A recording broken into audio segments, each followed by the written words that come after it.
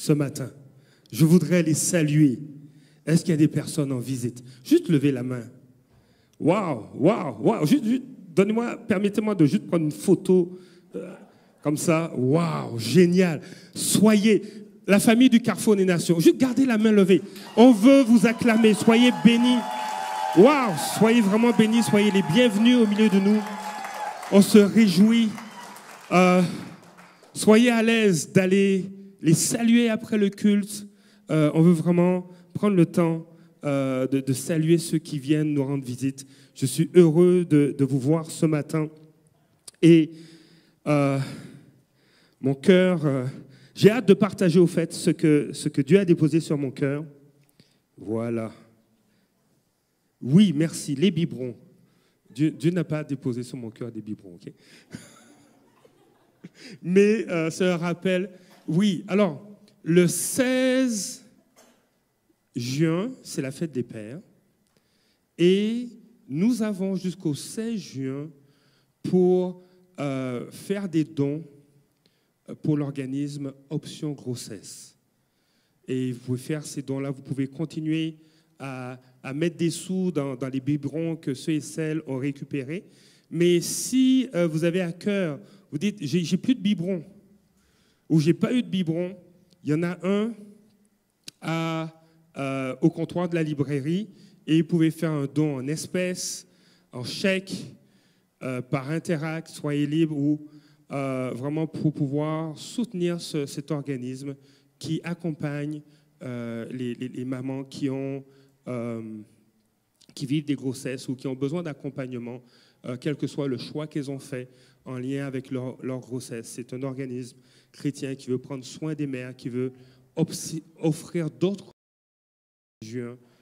Il faut ramener vos biberons. Ce matin, j'ai eu à cœur de vous partager une pensée. Attendez, je vais prendre la bonne page. Merveilleux. Un jour, il me faudra un micro-casque. Comme ça, mes deux mains seront libres. Alléluia. On va prier, puis ensuite, on va aller dans les Écritures. Seigneur, je veux te dire merci, Père, pour ta parole, pour ce que tu veux faire dans nos vies, dans nos cœurs, mais aussi ce que tu veux faire à travers nos vies. Seigneur, glorifie-toi. Seigneur, nous voulons saisir, Seigneur, ce que tu veux nous dire, ce que tu veux nous communiquer. Et moi, le premier, je veux saisir ta parole pour ma vie et pour mon Église, dans le nom de Jésus. Amen. J'aimerais ce matin vous parler des valeurs du Carrefour des Nations, des valeurs de ton Église.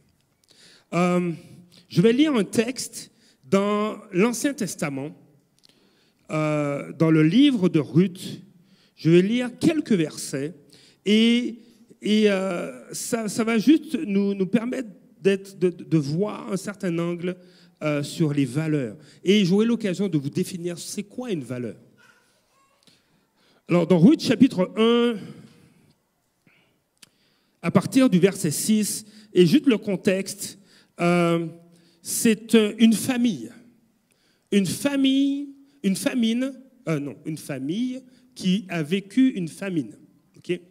Donc, dans le livre de Ruth, il y a une famille, un père, une mère avec leur fils qui vivaient en Israël, et il y a une famine qui prend place dans ce pays, et ils décident d'aller dans un pays limitrophe, aller dans le sud, okay, d'aller dans les terres de Moab, et ils s'installent là, et la famille va prospérer au point que leurs deux fils vont se marier.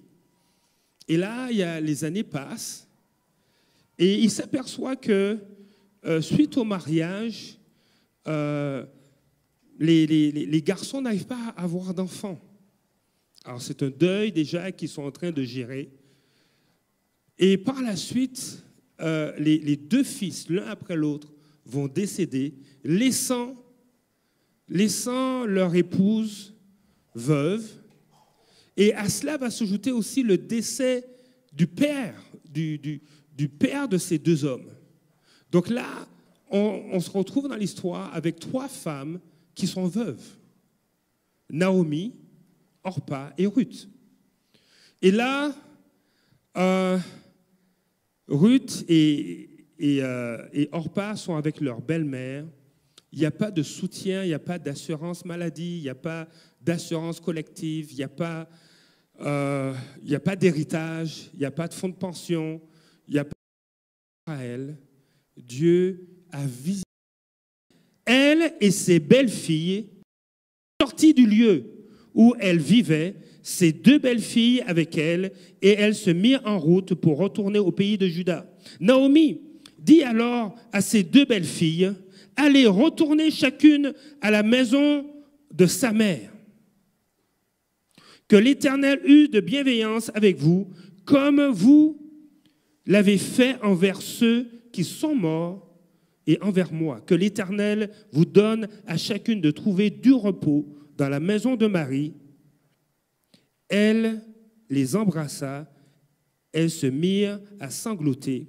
Verset 10, elles lui dirent, « Non, nous irons avec toi vers ton peuple. » Verset 11, Naomi dit, « Retournez, mes filles, pourquoi viendriez-vous avec moi?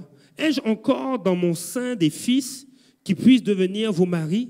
Retournez, mes filles, allez, car je suis trop vieille pour appartenir à un homme. Et quand je dirai, il y a de l'espoir pour moi, quand cette nuit j'appartiendrai à un homme et que je mette des fils au monde, attendriez-vous pour cela qu'ils aient grandi?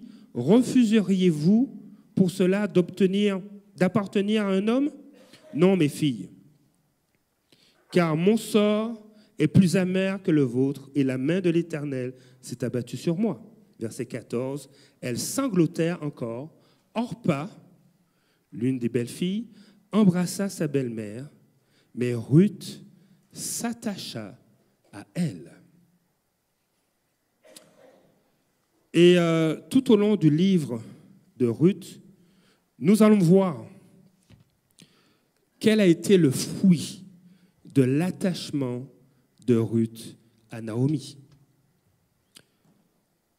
Le mot attacher, c'est s'accrocher.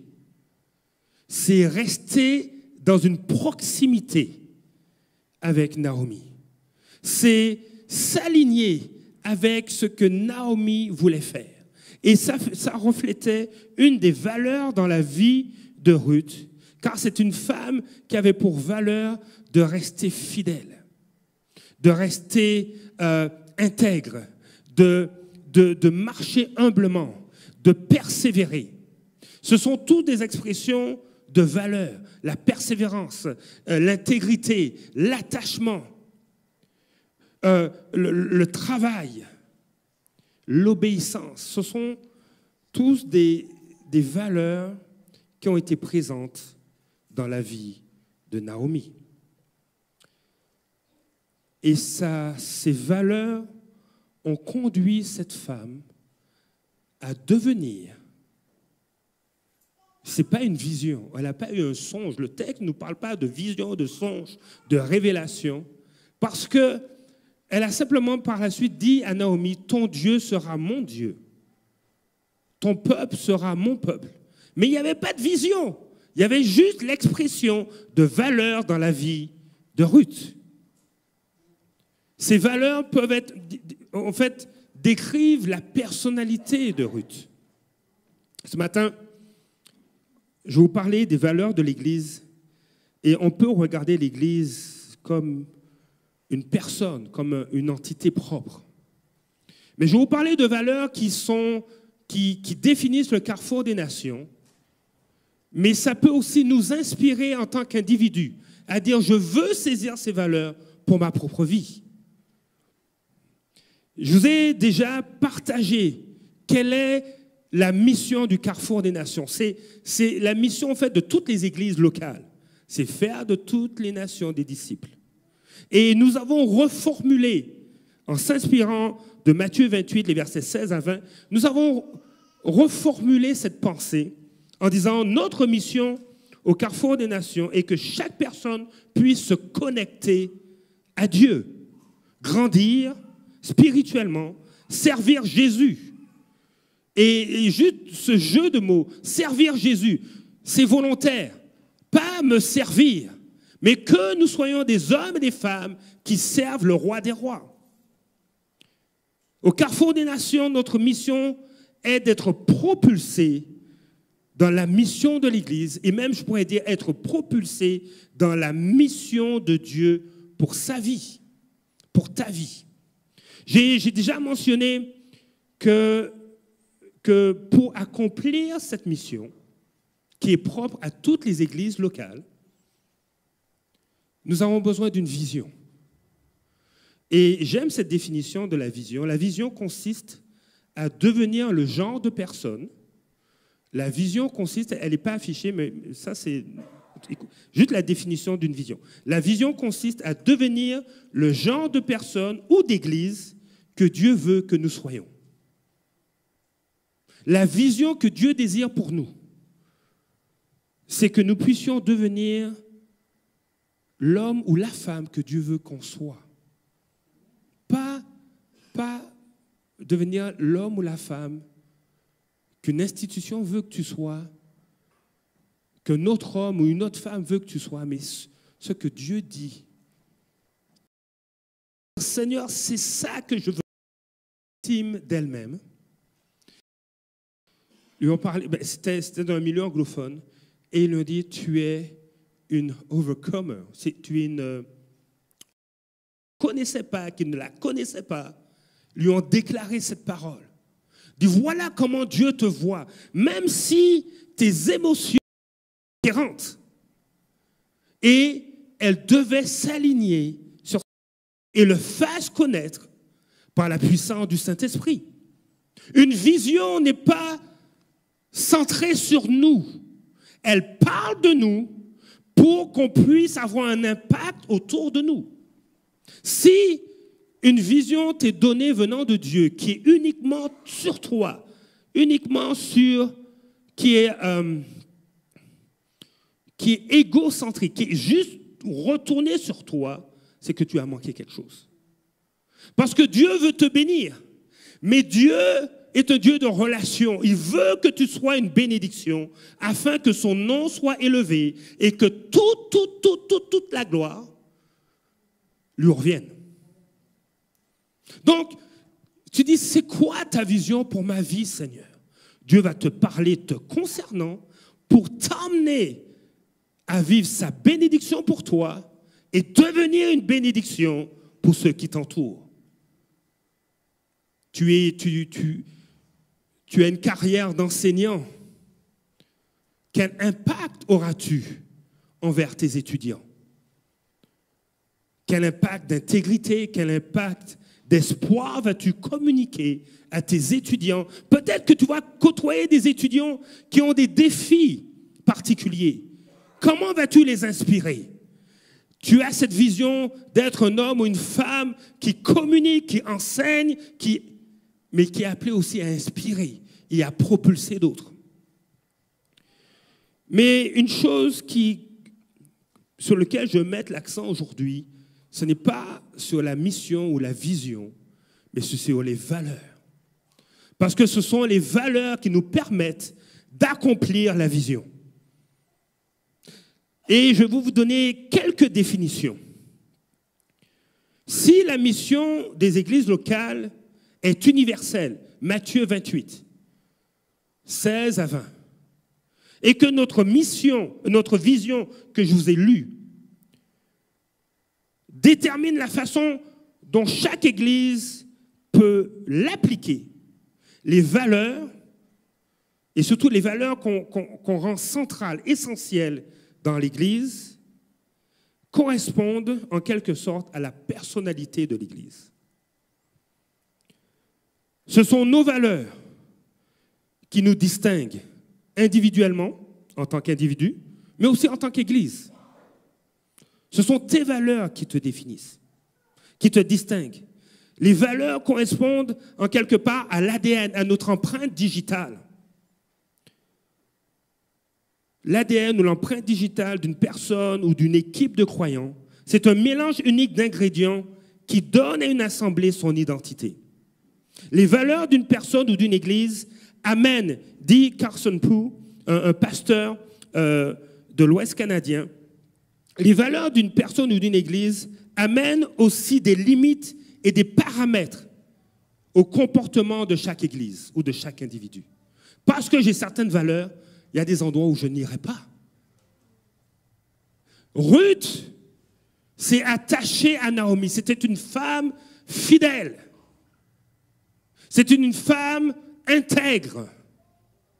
De sorte que ses valeurs l'ont dirigée vers Juda, vers Israël, et non pas à rester à Moab. Ce sont ces valeurs qui l'ont amené à faire des choix. Et on ne parle pas souvent de valeurs, mais prenons le temps d'en parler un petit peu aujourd'hui. Plus qu'une mission ou qu'une vision, les valeurs qu'on rend centrales dans nos vies révèlent à ceux qui sont à l'intérieur d'une église et à ceux qui sont à l'extérieur d'une église ce qui distingue cette église et ce qui est essentiel pour elle. Il y a des personnes, je vais parler de ceux que je connais et j'aime bien parler de mon épouse. Quand on s'est fréquentés, elle m'a parlé de son pays d'origine, Haïti. Elle m'a parlé de sa famille. Et elle me racontait que quand elle était jeune ado, et puis même dans son enfance, sa famille était particulièrement hospitalière. Quand sa grand-mère ou sa tante préparait le dîner, il y en avait toujours assez pour 3, 4, 5 personnes de plus. Et il y avait des voisins qui venaient manger à la maison. Elle était une famille hospitalière, c'était une valeur très forte. Et c'était en opposition à mon expérience. J'ai dit, oui, mais nous, on vivait en appartement, tu sais. Et puis, mes 2 parents travaillaient à temps plein. C'est vraiment pas les mêmes valeurs qu'on appliquait. Bien qu'on avait de la visite à la maison. La famille appelait, hey, quand est-ce qu'on peut venir à la maison? Viens telle date, il n'y a pas de souci. Mais l'hospitalité était une valeur présente dans la famille de mon épouse et qui était essentielle pour elle, centrale. Alors, qu'est-ce qui s'est passé? Qui a gagné selon vous? Amen. Elle m'a dit, il faut qu'on soit accueillant à la maison. Je dis, d'accord, on peut trouver un compromis, ok? Et il y a eu un compromis qui a été fait, mais c'est une valeur qui est riche à notre foyer, d'être hospitalier. De sorte que notre porte n'est pas verrouillée à des amis qui nous appellent. Est-ce qu'on peut passer? Oui, passer, oui, à telle heure, il n'y a pas de souci. Ça nous aligne. Ça fait ressortir une personnalité dans notre foyer, dans notre famille. Les valeurs font ressortir notre personnalité. Et j'aimerais prendre une illustration rapidement. Ok.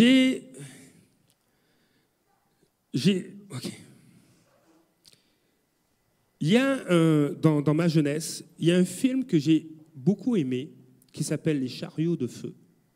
En fait, qui relate de façon romancée l'histoire de 2 hommes qui devaient participer aux Jeux Olympiques de 1924. 2 Anglais. Et ces Jeux se tenaient à Paris. Et vous voyez, 100 ans plus tard, ça va se tenir encore à Paris. Donc, deux Anglais, l'Anglais Harold Abrahams, qui était juif, et qui devait surmonter l'antisémitisme et les barrières de sa classe sociale pour pouvoir se mesurer à un autre Anglais, un Écossais, qui était appelé l'Écossais volant, Eric Liddell, qui courait le 100 mètres de façon impressionnante. Et Eric Liddell m'a marqué comme homme, parce que c'était un homme de principe, un homme qui avait des valeurs. C'était un chrétien protestant, presbytérien, et pour lui, il ne faisait aucun sport le dimanche. Pour lui, c'était réservé à Dieu. C'est-à-dire, le dimanche, c'est pour Dieu. C'est le choix qu'il a fait, c'est un principe qu'il a appliqué. C'est une valeur qui était chère pour lui. Dieu passe le premier. À un tel point que lors des Jeux olympiques, il a refusé de courir le 100 mètres. Sa discipline principale, il a refusé parce que ça tombait un dimanche. Et il s'est inscrit à la finale du 400 mètres le jeudi. Alors, Harold Abrahams a gagné le 100 mètres, mais Eric Liddell a gagné le 400 mètres. Et il a impressionné à l'époque, ça a été impressionnant sa victoire, et ils en ont fait un film. Des fois, tes valeurs vont t'amener à accomplir la vision que Dieu a pour toi, au point que tu puisses marquer l'histoire. Il va arriver des moments où tu vas être éprouvé, que tes valeurs puissent te tenir. Je reste attaché, comme Naomi. Les valeurs établissent des priorités qui déterminent la façon dont l'Église ou les églises vont servir les gens. Les valeurs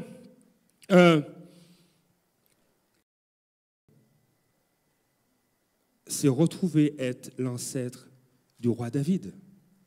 Et par le fait même, elle s'est retrouvée dans la généalogie de Jésus. Ses valeurs, elle n'avait pas de vision. Elle a juste appliqué des principes, des valeurs. Et je crois qu'une église ou des églises saines, en santé, cherchent consciemment à vivre selon leurs valeurs. Un individu, j'ai dit, Seigneur, j'ai besoin, je veux valider les valeurs qui me sont chères, qui sont selon ta parole pour ma propre vie. Mais pour une église, c'est la même chose. Nous devons chercher une église saine. Des églises saines cherchent consciemment à vivre selon leurs valeurs et à ajuster leur ministère, leurs services, leurs pratiques, afin de les faire correspondre à ces valeurs, au lieu de s'arranger que leurs valeurs correspondent à leurs pratiques. Je prends un exemple. Ce n'est pas sain de peu dormir ou de faire beaucoup de nuits blanches. Sur le long terme, tu te brûles par les deux bouts. OK? Mais si tu as pour valeur de vivre en santé, d'avoir une saine hygiène de vie, tes pratiques vont changer. Il m'a dit, mais moi, je suis un oiseau de nuit. Let's go, le hibou. Non, on n'est pas des hiboux. Okay? Oui, on a des contraintes, des fois professionnelles, qui nous amènent à travailler de nuit. Mais on sait que de jour, on va dormir. Alors ce matin, je veux rapidement vous parler de 8 valeurs centrales pour le Carrefour des Nations, afin que vous connaissiez la personnalité de l'Église. La première valeur, ici, au Carrefour des Nations, notre première valeur, c'est l'adoration. Nous adorons Dieu et chérissons sa présence avec révérence et de tout notre être. Nous voulons offrir une adoration extravagante, en esprit et en vérité. Jean chapitre 4, verset 21 va dire, « Mais l'heure vient, et elle est déjà là, où les vrais adorateurs adoreront le Père en esprit et en vérité. » Luc 24, le verset 51, « Pendant qu'il les bénissait, il les quitta et fut enlevé au ciel. » Verset 52, « Quant à eux, après l'avoir adoré, ils retournèrent à Jérusalem remplis d'une grande joie. » Une des valeurs essentielles du carrefour des nations, c'est l'adoration. Et au verset 53, ils étaient constamment dans le temple, louant et bénissant Dieu. L'adoration était présente. Mais l'adoration, c'est quoi? L'adoration, c'est là où Dieu est le centre. Lorsque Dieu est le centre de notre attention et de notre vie, on se trouve dans une atmosphère, dans une attitude d'adoration, dans un mode de vie d'adoration, avec un cœur d'adorateur. L'adoration ou adorer Dieu, en fait, c'est vivre d'une manière qui montre que nous lui accordons une plus grande valeur que tout le reste. Je vais répéter. Quand je me suis fiancé, il va toujours passer après toi. J'ai dû faire le deuil du numéro 1. Hein? Et donc, j'ai dû faire un deuil. Je ne suis pas... Tu gères tout.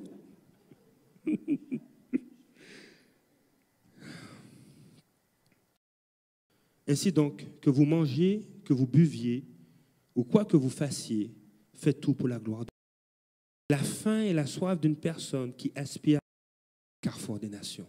Une deuxième valeur est...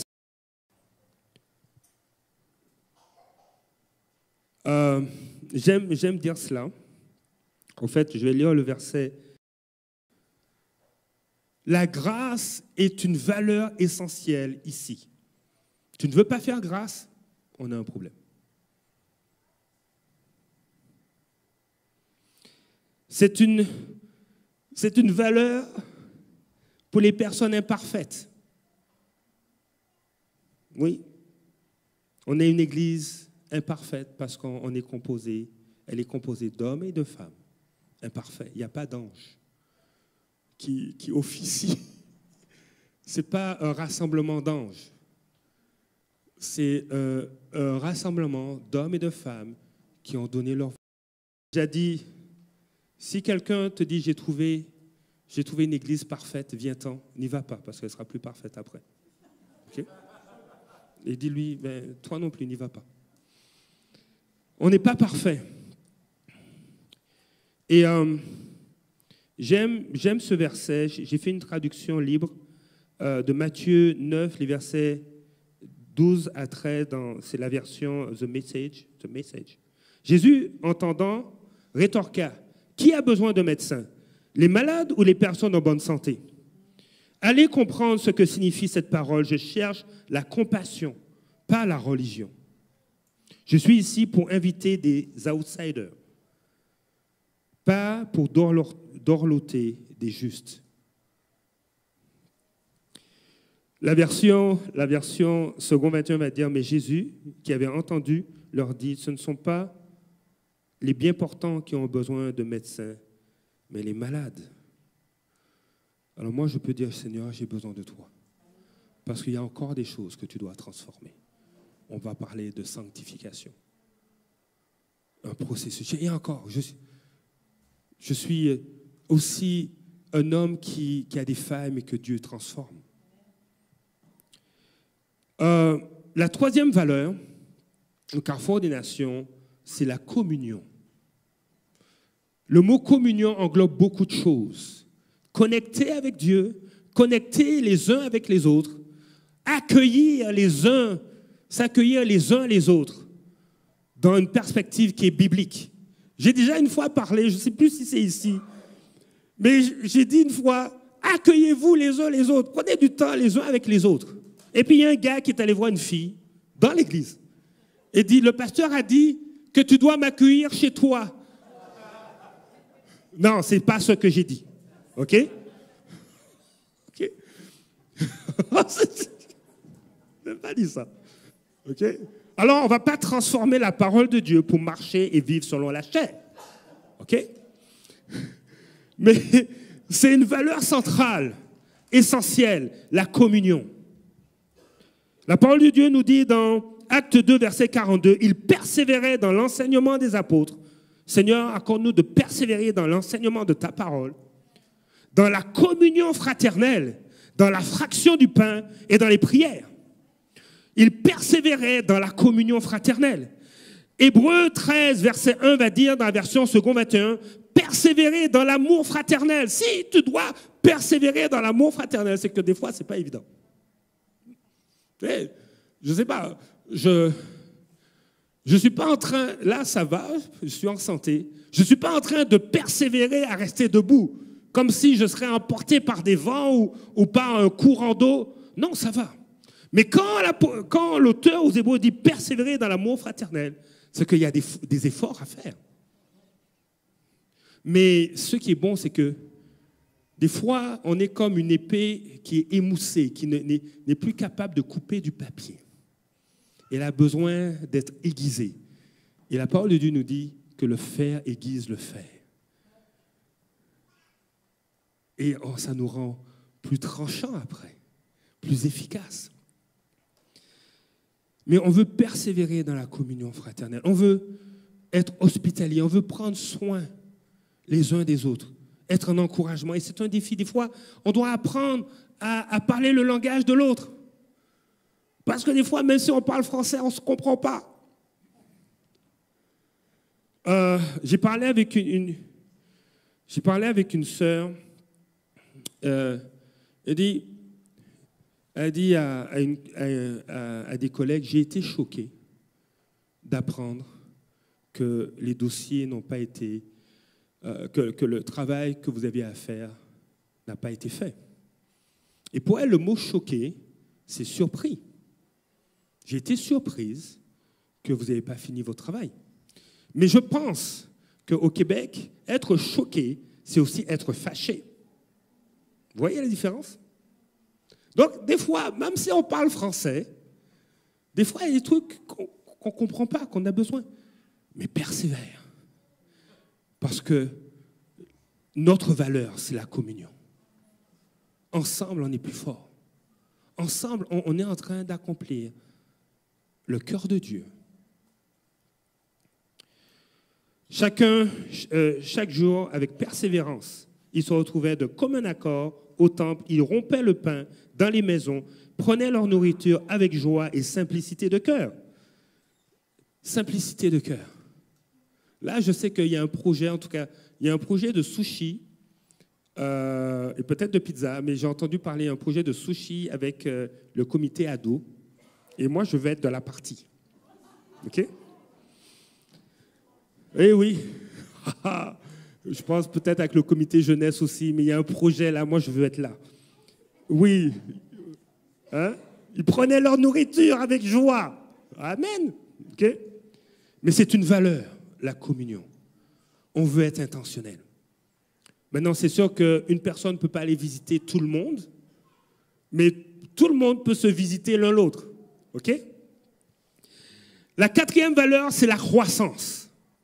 Ah, ça signifie quoi? La croissance. Nous bâtissons de plus grandes personnes et équipes selon la parole de Dieu et le Saint-Esprit. Nous voulons bâtir de plus grandes personnes parce que la vision qui est sur ta vie, Dieu montre que tu es un héros. La mère de famille qui s'occupe de ses enfants.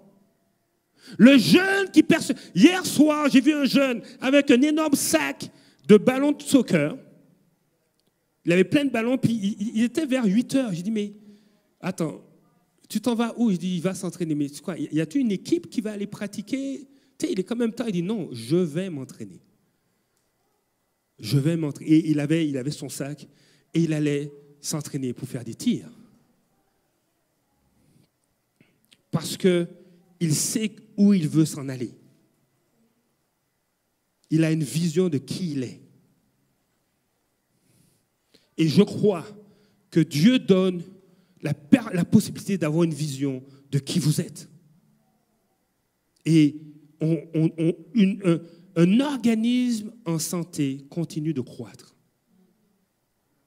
Et quand on vit le salut en Jésus-Christ, on va grandir. On va grandir.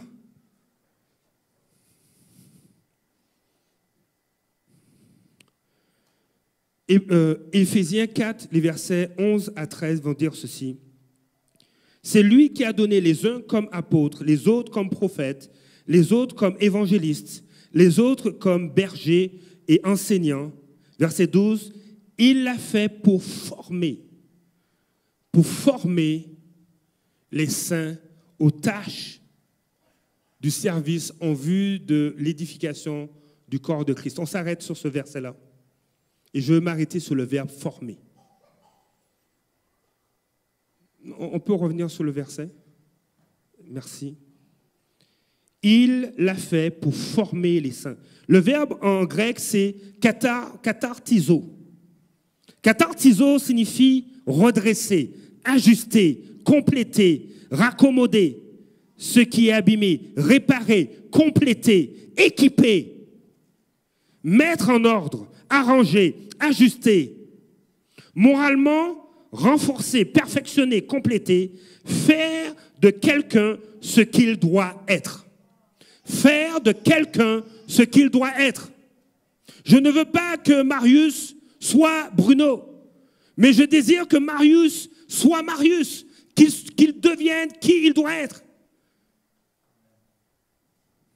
Nous sommes appelés, comme Église, à croître. Qui va confier une entreprise, une start-up à des adolescents de 12 ans? Qui va le faire? Si on te dit, il y a des adolescents de 11, 12, 13 ans qui ont parti une start-up, investissez. Ils sont 3, ils gèrent ça eux-mêmes. Donnez-nous 10 000. Qui veut donner 10 000? Qui veut donner 1000? Qui veut donner 500? Qui le fera? On aura des réserves. On dit, mais attends, tu as 11 ans, 12 ans, 13 ans. Peut-être que tu dois être un génie. Mais est-ce que tu es encadré? Les lois, le droit des affaires. Est-ce que tu es encadré? Ah non, mais nous, ça a fonctionné, puis on n'a pas encore vraiment démarré. Non, on veut des adultes qui soient, au moins qui accompagnent, qui servent de garants. Et quelle banque va ouvrir un compte d'entreprise à des ados? Mais des fois, dans notre caractère, dans notre personnalité, on est comme des ados. C'est moi, je, tu. Non, il n'y a même pas tu, il y a juste je. C'est juste moi, c'est je, c'est moi, c'est je. Et si je te fais un commentaire, tu te fâches. Mais non, mais je te reprends, c'est correct, ça ne marche pas ton truc. On veut grandir.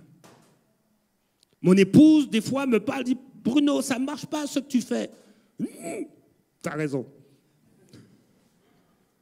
Je veux grandir. On investit, on étudie, on a des diplômes, on postule à des emplois, on monte des échelons, mais spirituellement et émotionnellement, on doit grandir. Dieu va te donner des visions pour ton ami, pour ton voisin. Dis, mais j'ai du mal à parler. Dis, d'accord. Cet esprit te dit, je suis avec toi. J'ai du mal à parler. Je suis avec toi. Et tu fais le pas et tu vas lui parler. Et là, tu vis quelque chose. Tu dis, waouh, il a aimé ce que je lui ai dit. Son cœur a été touché. On a connecté. Waouh. Nous voulons grandir.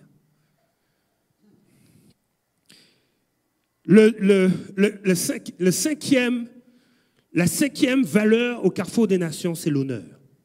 Et l'honneur, des fois, est passé à toutes les sauces. Mais on va regarder un peu. Nous honorons ceux qui nous précèdent et nous voulons inspirer ceux qui nous suivent. Paul et Jean vont souligner l'importance d'honorer autant ceux qui nous précèdent ou travaillent avec nous. Accueillez-le, dit l'apôtre Paul, dans le Seigneur. C'est dans Philippiens 2, verset 29. Accueillez-le dans le Seigneur avec une joie entière. Honorez de telles personnes. Nous devons, dit l'apôtre Jean dans 3 Jean chapitre 1, verset 8, nous devons donc accueillir de tels hommes afin de travailler avec eux pour la vérité. Dieu nous demande d'honorer les êtres humains. Honorer tout le monde. Dans 1 Pierre 2, verset 17. Honorer tout le monde. Aimer les frères. Craignez Dieu. Honorer le roi. Et ce roi-là n'était pas sympa. Okay? Alors, qu'est-ce que ça signifie honorer? Honorer, dans le grec biblique, c'est timao. Ça signifie estimer, fixer la valeur. C'est fixer la valeur. Honorer, mettre à l'honneur, révérer. Et quand l'apôtre Pierre dit honorer tout le monde, c'est fixer la valeur de quelqu'un d'après son propriétaire, qui est Dieu. C'est fixer la valeur de quelqu'un d'après ce que son propriétaire, qui est Dieu, déclare sur cette personne.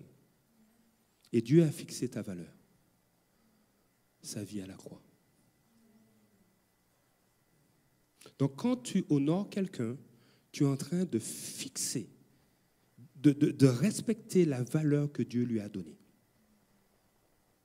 Ça demande des fois un effort,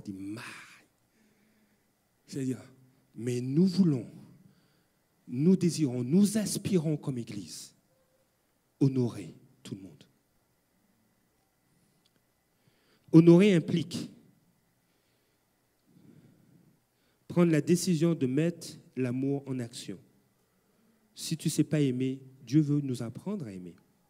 Donner à une personne une position de grande valeur et de dignité, comme Dieu le lui a donné. Jack Frost, le pasteur Jack Frost a dit ceci.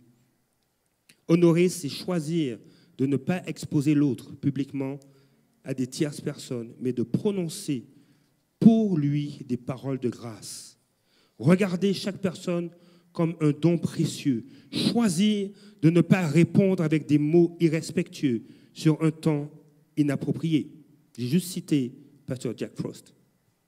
Ne pas honorer, c'est apporter le déshonneur. Le déshonneur. Considérer les autres comme ayant peu de valeur ou insignifiants. Ces armes sont le jugement, le ressentiment, la colère, les sarcasmes, la critique, les comparaisons, le favoritisme, la jalousie, l'égoïsme, l'envie et le racisme. Ça, c'est déshonorer. L'honneur reconnaît et affirme que chaque personne a de la valeur et du pouvoir. Nous sommes créés à l'image de Dieu. Il est mort pour nous rétablir dans une relation avec lui. C'est pourquoi nous sommes importants. Il est mort pour nous. C'est pourquoi tu es important. C'est pourquoi tu es importante. L'honneur reconnaît et célèbre ce qu'il y a de meilleur chez les gens, en dépit de nos différences. Et je veux avancer. L'honneur se manifeste par un respect constant, en parole et en acte, à l'égard de ceux que nous dirigeons, suivons, aimons et avec lesquels nous sommes en désaccord. Tu peux être en désaccord avec quelqu'un, c'est correct, mais tu l'honores. C'est correct, on n'est pas d'accord, mais c'est bien, mais on s'honore. Si l'honneur évite de contrôler les autres, l'honneur confronte, limite, discipline avec amour lorsque cela s'avère nécessaire. C'est ça aussi l'honneur. Le niveau d'honneur que nous avons pour une personne affecte directement notre capacité à recevoir d'elle. Je reprends. Le niveau d'honneur que nous avons pour une personne, l'honneur que j'ai pour mon épouse, ce niveau d'honneur va affecter directement ma capacité à recevoir d'elle. Si je l'honore beaucoup, si j'ai beaucoup d'honneur pour elle, tout ce qu'elle voudra me communiquer, je vais le recevoir. Mais si j'ai peu d'honneur pour quelqu'un, j'aurai peu de capacité à recevoir d'elle quelque chose. La sixième valeur qui est centrale, c'est la générosité. Nous honorons Dieu et les autres à travers les dons. Et la générosité, c'est une invitation à rentrer dans l'économie relationnelle de Dieu. Je vais lire quelques versets. 2 Corinthiens chapitre 8, verset 3. Je l'atteste, ils ont donné volontairement selon leurs moyens et même au-delà de leurs moyens. Verset 4. Et c'est avec beaucoup d'insistance qu'ils nous ont demandé la grâce de prendre part à ce service en faveur des saints. Il y avait des églises qui étaient éprouvées, qui vivaient des difficultés financières, des églises, on parle d'individus qui vivaient, il y avait des temps de famine, des temps de défis financiers. Et d'autres églises ont été sollicitées. Et il y a une église qui dit, mais vous n'êtes pas obligé de donner, vous avez déjà donné. Mais non, on veut donner encore. Ils ont insisté, on veut bénir, parce que nous sommes bénis et on veut bénir. 2 Corinthiens chapitre 8, verset 12 va dire, dans la version parole vivante, lorsqu'on donne de bon cœur selon ses moyens, Dieu se réjouit. Lorsqu'on donne de bon cœur, selon ses moyens. Tu dois juger, ça là, c'est mon pain, je ne peux pas donner. Ça, c'est ma semence, oui, je peux en donner. J'ai 5 semences, je peux donner 1 semence. Je donne selon mes moyens. De bon cœur, comment j'ai résolu avec Dieu. Seigneur, qu'est-ce qu'on fait? Tu me dis de donner une demi-semence? Ok, je donne une demi-semence. Dieu se réjouit et le moindre don lui est agréable. Nul ne peut donner plus que ce qu'il a. Donc, on ne donne pas avec de l'argent qu'on n'a pas. On va se dire, mais comment ça tu donnes avec de l'argent que tu n'as pas? La carte de crédit. Si ça facilite tes transactions, c'est correct. Mais que ce soit l'argent que tu as. Okay? Nul ne peut donner plus que ce qu'il a. Et Dieu ne mesure pas notre générosité. Écoutez bien, hein, Dieu ne mesure pas notre générosité à ce que nous donnerions si nous possédions davantage. Il se réjouit de avec ce que tu as, tu donnes, tu bénis. Dieu est généreux, alors vivons sa générosité et aussi soyons une église généreuse. Dans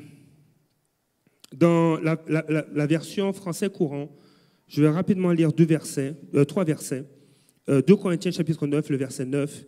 Comme l'Écriture le déclare, il donne largement aux pauvres, sa générosité dure pour toujours. Dieu qui fournit la semence au semeur et le pain qui le nourrit, vous fournira toute la semence dont vous avez besoin et la fera croître pour que votre générosité produise beaucoup de fruits. Il vous rendra suffisamment riche en tout temps pour que vous puissiez sans cesse vous montrer généreux. Suffisamment riche. On n'est pas en train de dire que tu deviens milliardaire en sortant d'ici. C'est-à-dire qu'il te donne suffisamment ce dont tu as besoin parce que tu te confies en lui, pour que tu puisses prendre soin de tes besoins, pour que tu puisses t'amuser, pour que tu puisses emmener ta famille en voyage. Oui, Dieu veut que tu voyages. Oui, Dieu veut que tu aies des propriétés. Mais tu as suffisamment aussi, avec la sagesse de Dieu, pour gérer tout cela et pour dire, je veux être généreux comme Dieu est généreux. C'est simple. Et le cœur de Dieu n'est pas de dire, ah, quand lui, il a donné 1000, et puis elle a donné $10, ça ne marche pas, ça. Dieu, c'est pas ça. OK? L'avant-dernière valeur dont je veux vous partager, c'est l'influence. Et c'est une valeur qui m'est chère. L'influence. Nous posons des valeurs saines et partageons l'évangile de Jésus-Christ avec la puissance du Saint-Esprit dans notre communauté. Jésus va dire à ses disciples, Matthieu 10, les versets 7 et 8, en chemin prêchez en disant, le royaume des cieux est proche. Guérissez les malades, ressuscitez les morts, purifiez les lépreux, chassez les démons.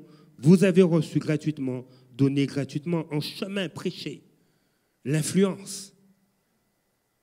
En tant qu'enfant de Dieu, tu as donné ta vie à Jésus. Tu es une influence. Tu influences ta gentillesse. On nous voit aller. Ça parle plus que ce qu'on dit. J'ai parlé ce matin avec quelques personnes et puis elles m'ont regardé. Elles dit, OK, pasteur, mes actions ont parlé alors que je bénis Dieu pour l'œuvre, on partage l'évangile. Il y a une équipe d'évangélisation. Mais j'aimerais que tous évangélisent, que nous sortions tous. Mais ce n'est pas que ce modèle d'évangélisation. Le fait que dans ton foyer, des valeurs pour notre foyer, parce que tu nous as promis de grandes choses, tu nous as montré que tu veux qu'on aille à tel endroit. Mais Seigneur, que déjà ici, ça prenne place. Seigneur, on veut t'adorer. On veut que tu passes le premier. Désolé, mon bien-aimé, tu es le deuxième. Et puis, les enfants vont dire, et moi, maman, tu es après papa. Et il y a une mère de famille qui a dit, plus je prie, plus je passe du temps avec Jésus, plus je vais t'aimer et plus je vais passer du temps avec toi. Dimaï. Et là, il y a une influence qui prend place. Il dit, moi aussi, maman, je vais prier. Voilà. J'ai vu un mème, sur TikTok, j'ai vu un petit garçon dans sa chambre en train de prier. Oui, Seigneur, alléluia, Seigneur. Oui, Seigneur, plus, Seigneur. Alléluia, Seigneur, merci, Jésus. Un petit gars de peut-être de 5 ans,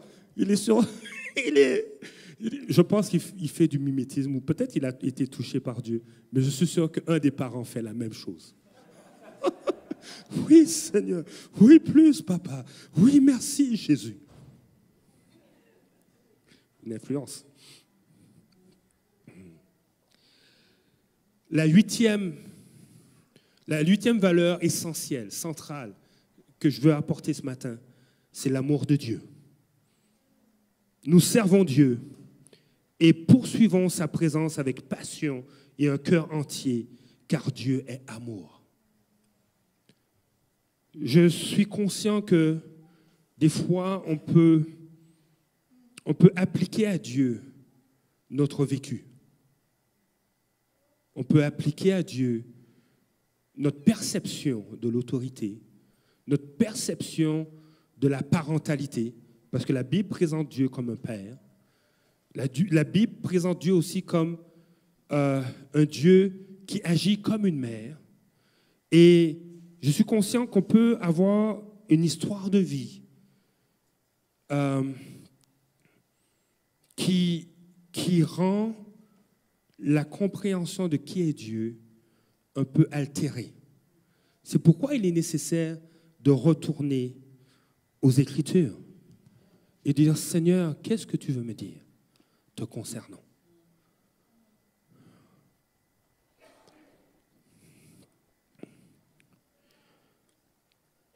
Certains vont dire, Seigneur, pourquoi tu m'as abandonné?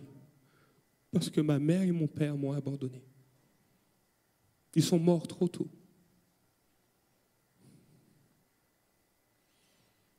Et j'aime cette déclaration qui dit, Dieu est amour.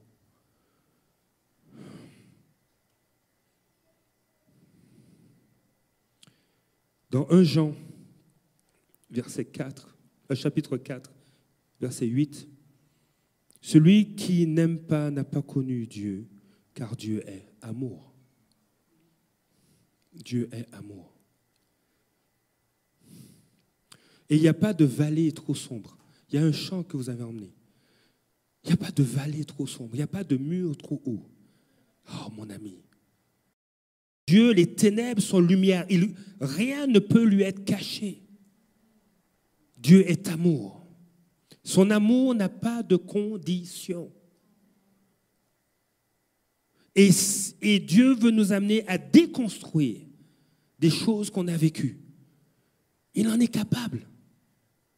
Regardez ce qu'il a fait avec Ruth. Je ne sais pas, aucun héritage. Les gars, il n'a pas pensé à son truc. Hein. Aucune assurance vie. Mon gars, mais quand même. Aucune cotisation pour un fonds de retraite. Et les gars sont vraiment mal partis. Mais tu gardes ta propriété en Israël, tu la loues, tu fais venir les sous de la location et tu te fais un petit compte bancaire, tu fais un placement, tu achètes d'autres terres. Tu sais que là, normalement, dans les bonnes saisons, il y a un ruisseau qui passe là, tu peux avoir un magnifique verger, tu investis. Rien de tout ça.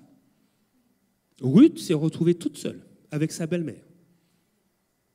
Mais même là, Dieu est amour. Ce qui est impossible à l'homme est possible à Dieu. L'amour de Dieu est une valeur au carrefour des nations. Et cela oriente, nous aligne, nous permet de nous aligner pour marcher dans la vision que Dieu nous donne. Nous existons pour que les gens expérimentent Dieu.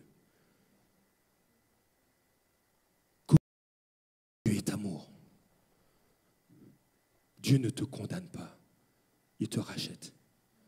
Et nous voulons manifester cette valeur. Nous voulons manifester, exprimer comme Église. Et Seigneur, tu sais quel récipient nous sommes. Des fois brisés, fragiles, mais tu as déversé ta puissance pour qu'on puisse manifester ton amour et ta grâce. Accorde-nous de rester alignés avec tes valeurs.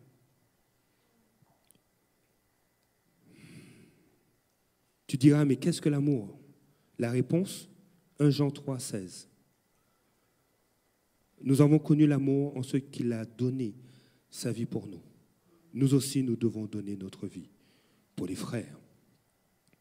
Si quelqu'un possède les biens du monde et que, voyant son frère dans le besoin, il lui ferme ses entrailles, comment l'amour de Dieu demeure-t-il en lui? Nous avons connu l'amour en ce qu'il a donné sa vie pour nous. Nous sommes une église qui a pour mission de faire de toute une nation des disciples, amener les gens à se connecter à Dieu. Quel Dieu veut-on lui présenter? Grandir spirituellement, servir Jésus et être propulsé dans la mission de l'Église ou dans la mission que Dieu a pour sa vie. Et la vision, comme je le disais, consiste à devenir le genre de personne ou d'église que Dieu veut que nous soyons.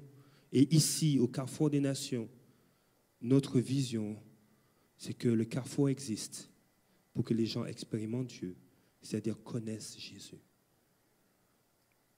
et le fassent connaître par la puissance du Saint-Esprit. Et les voici 8 valeurs que je voulais vous présenter. L'amour de Dieu, l'influence, la générosité,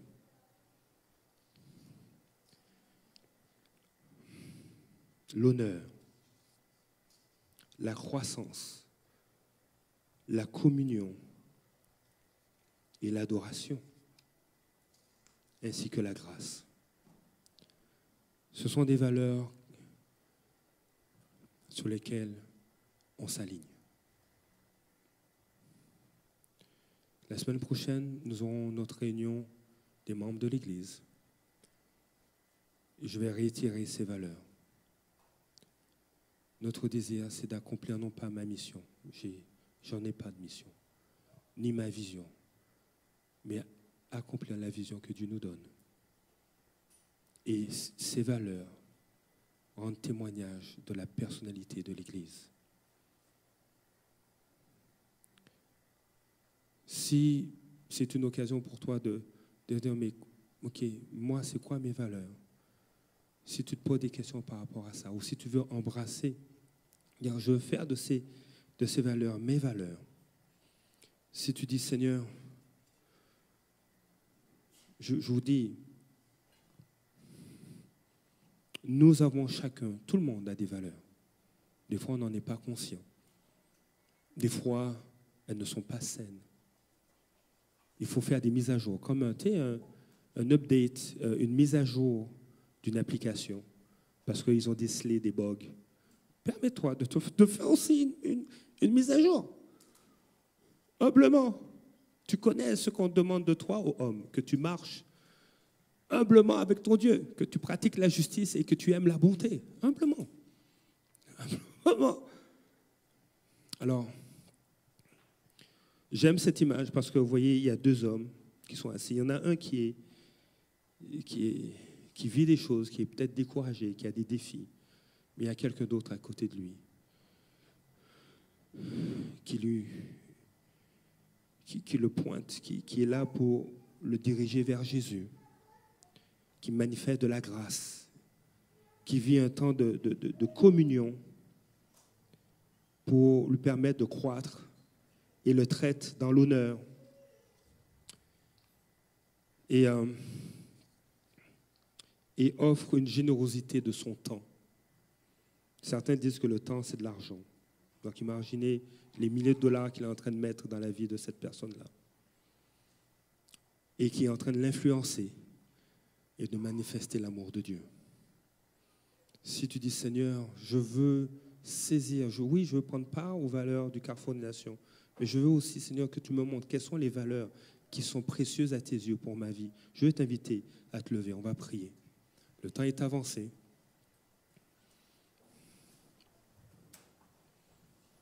Oui, merci.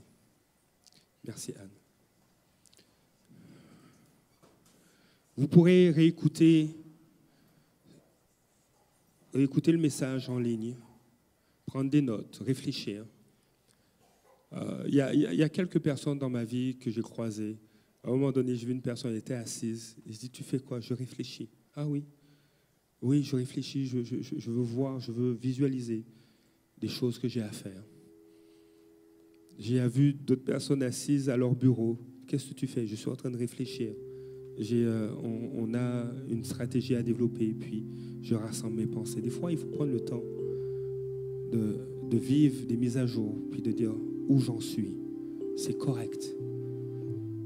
Et de grands leaders ont dit, il y a un principe, il y a la loi de la navigation, savoir où tu en es et où tu es supposé te rendre. Et de fois s'arrêter et dire, Seigneur, je veux que tu me communiques tes valeurs. Je veux faire une mise à jour dans mes valeurs. Mais je veux aussi embrasser les valeurs de mon Église. Seigneur, ce matin, je prie pour tous ceux et celles qui se sont levés. Seigneur, nous sommes une église locale où tu manifestes, tu nous amènes à vivre ta présence. Seigneur, tu nous donnes une direction et nous voulons marcher à la lumière des valeurs qui nous caractérisent. Seigneur, nous sommes une église imparfaite, mais qui soupire et qui poursuit celui qui est parfait. Seigneur, je prie ce matin, Seigneur, que tu puisses valider dans la vie de chacun les valeurs que tu veux qu'on porte individuellement. Mais Seigneur, je prie aussi que nous soyons une communauté de foi qui embrasse les valeurs que tu nous as données pour cette Église. Seigneur, ensemble, nous voulons accomplir ta mission. Ensemble, nous voulons accomplir la vision que tu nous donnes. Seigneur, tu appelles plusieurs à être une influence. Et nous voulons influencer pour le royaume des cieux. Nous voulons influencer pour que des vies soient transformées. Nous voulons influencer par l'évangile de Jésus-Christ, prêché, mais aussi manifesté par nos œuvres et nos actions. Nous voulons, Seigneur, être ces hommes et ces femmes qui exercent ta générosité, qui se soumettent à ton esprit et à ta parole, qui vivent la générosité du royaume des cieux, qui vivent l'économie relationnelle de Dieu et qui manifestent cette générosité par la foi, conformément à ta parole, dans la vie de ceux et celles qui les entourent. Nous voulons, Seigneur, être ces hommes et ces femmes qui connaissent le Dieu qui est amour. Seigneur, plus nous infusons dans ta présence, plus nous portons ta saveur. Seigneur, je prie, Père, tu ne regardes pas, Seigneur, à nos vallées. Tu pardonnes celui qui a péché et qui se repent, et tu le relèves. Seigneur, ce n'est pas par nos œuvres que nous sommes sauvés, mais c'est par ta grâce et à cause de ton amour. Et ce matin, Père, nous voulons manifester l'honneur. Nous voulons être ces hommes et ces femmes qui redonnent la valeur fixée par leur propriété à qui est toi, Père. Nous voulons redonner la valeur. Et nous voulons traiter ceux qui nous entourent à la lumière de leur valeur à tes yeux. Nous voulons, Seigneur, viens à notre secours, retiens nos mots, mais aussi retiens nos mains, retiens, Seigneur, nos gestes. Parce que, Seigneur, nous voulons manifester l'honneur envers ceux et celles que nous côtoyons. Père, Seigneur, accorde-nous de croître, de bâtir de plus grandes personnes selon ta parole et selon ton esprit. Seigneur, tu nous appelles à être grands en toi, non pas comme le monde le décrit, mais comme toi tu le définis. On t'a fait connaître aux hommes ce que Dieu attend de toi. C'est que tu aimes la justice, c'est que tu pratiques la justice, que tu aimes la bonté et que tu marches humblement avec ton Dieu. Seigneur, je prie, Père, que nous soyons individuellement des hommes et des femmes qui pratiquent la communion. Seigneur, selon les grâces qui sont les nôtres, mais que nous soyons des hommes et des femmes qui sachent accueillir comme tu nous as accueillis. Seigneur, je prie ce matin, Seigneur, que ta grâce puisse surabonder à travers nous et en nous. Seigneur, accorde-nous de faire du pardon une priorité. Seigneur, la grâce et l'honneur savent discipliner, savent reprendre, savent corriger, savent pardonner. Que ce soit une des caractéristiques du Carrefour des Nations, une des caractéristiques de nos vies. Seigneur, nous voulons être ces femmes et ces hommes qui marchons dans l'adoration. Que ce soit notre mode de vie. Parce que tu es digne de notre amour, de notre loyauté, de nos efforts et de notre courage. Seigneur, je prie, Père, pour cette assemblée, pour mes frères et mes sœurs, pour les personnes qui se sont levées, pour celles qui sont en ligne ou celles qui n'ont pas pu se joindre à nous. Seigneur, je prie, Père, que tu puisses les propulser, Seigneur, dans la mission que tu as pour leur vie. Que tu puisses les amener à te servir, que tu puisses les amener à se connecter avec toi, à te connaître, à marcher et à grandir spirituellement, afin que toute la gloire te revienne et que tu puisses prendre plaisir à les voir marcher sur cette terre et te servir pour ta gloire, dans le nom de Jésus. Et nous disons Amen. Alléluia.